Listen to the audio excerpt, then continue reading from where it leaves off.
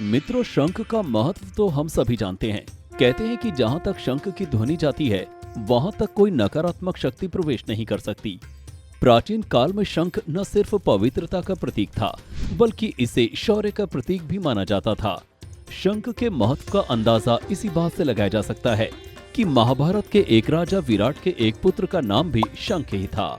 श्रीमद् भागवत गीता के पहले अध्याय के एक श्लोक में इन शंखों का वर्णन करते हुए कहा गया है कि श्री कृष्ण भगवान ने पांचजन्य नामक, अर्जुन ने देवदत्त और भीमसेन ने पौंड्र शंख बजाया। कुंती पुत्र राजा युधिष्ठिर ने अनंत विजय शंख, नकुल ने सुघोष एवं सहदेव ने मणिपुष्पक नामक शंख का नाद किया।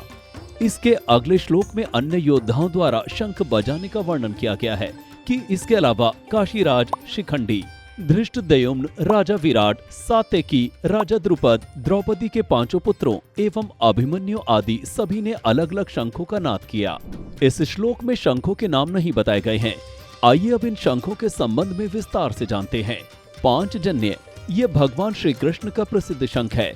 जब श्री कृष्ण और बलराम ने महर्षि सांदीपनि के आश्रम में शिक्षा समाप्त की, तब उन्होंने गुरु दक्षिणा के रूप में अपने मृत पुत्र को मांगा। तब दोनों भाई समुद्र के अंदर गए, जहां श्री कृष्ण ने शंखासुर नामक असुर का वध किया। उसके मरने के बाद उसका शंख खोल शेष रह गया, जो श्री कृष्ण ने अपने पास रख लिया। वही शंख पांचजन्य के नाम से प्रसिद्ध हुआ। गंगनाभ, ये भीष्म पितामह का शंख है, जो उन्हें उनकी माता गंगा से प्राप्त हुआ था।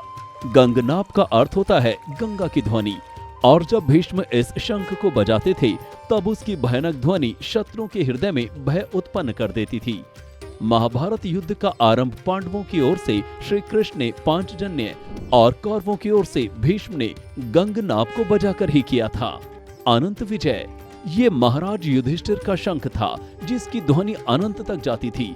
इस शंख को साक्षी मानकर चारों पांडवों ने दिग्विजय किया और युधिष्ठिर के साम्राज्य को अनंत तक फैलाया। पौंड्र, ये महाबली भीम का शंख है। इसका आकार इतना विशाल था कि इसे बजाना तो दूर, कोई अन्य व्यक्ति इसे उठा भी नहीं सकता था। इसकी ध्वनि इतनी भीषण थी कि उसके कंपन से मनुष्य की तो क्या बात है, देवता भी हिल जाते थे। ये शंख भीम को नागलोक से प्राप्त हुआ था। देवदत्त, ये अर्जुन का शंख है, जो पांचजन्य के समान ही शक्तिशाली था। इस शंख को स्वयं वरुण देव ने अर्जुन को वरदान स्वरूप दिया था। इस शंख को धारण करने वाला कभी भी धर्म युद्ध में पराजित नहीं हो सकता था। जब पांचजन्य और देवदत्त एक साथ बसते थे तो दुश्मन रण क्षेत्र से भागने लगते थे। सुघोष, ये मातृपुत्र नकुल का शंख था। अपने नाम के स्वरूप ही ये शंख किसी भी नकारात्मक शक्ति का नाश कर देता था। मणिपुष्पक, ये सहदेव का शंख था। मणि और मणिकों से जड़ा ये शंख अत्यंत दुर्लभ था। नकुल और सहदेव को उनके शंख अश्विनी कुमारों से प्राप्त हुए थे। विदारक, ये दुर्योधन का शंख था। विदारक का अर्थ होता है विदीर्ण करने वाला या अत्यंत दुख पहुंचाने वाला। ये शंख भी स्वभाव में इसके नाम के अनुरूप ही था, जिसकी ध्वनि से शत्रुओं के हृदय विदीर्ण हो जाते थे। इस शंख को दुर्योधन ने गांधार की सीमा से प्राप्त किया था। हिरण्यगर्भ, ये सूर्यपुत्र कर्ण का शंख था।